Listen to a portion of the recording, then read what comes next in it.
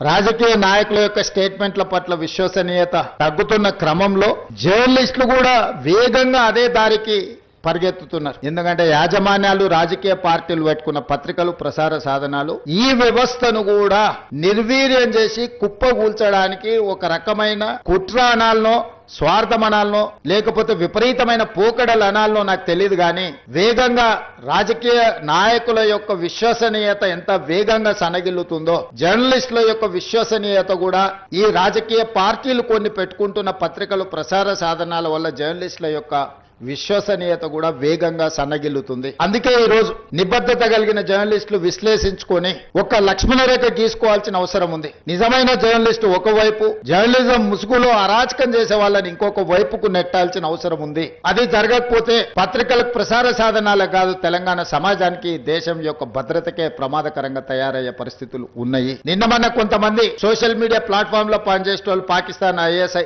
ఏజెంట్లుగా పనిచేస్తున్నారని చెప్పి ఆపరేషన్ సింధూర్ సందర్భంగా కొంతమందిని అరెస్టులు చేసే పరిస్థితి వచ్చింది. ఏ ముసుగు తోడుకొని ఎలాంటి కార్యక్రమాలు చేస్తున్నారో ఈ రోజు మనం అర్థం చేసుకొని ముందుకు వెళ్లాల్సిన పరిస్థితి ఉన్నది.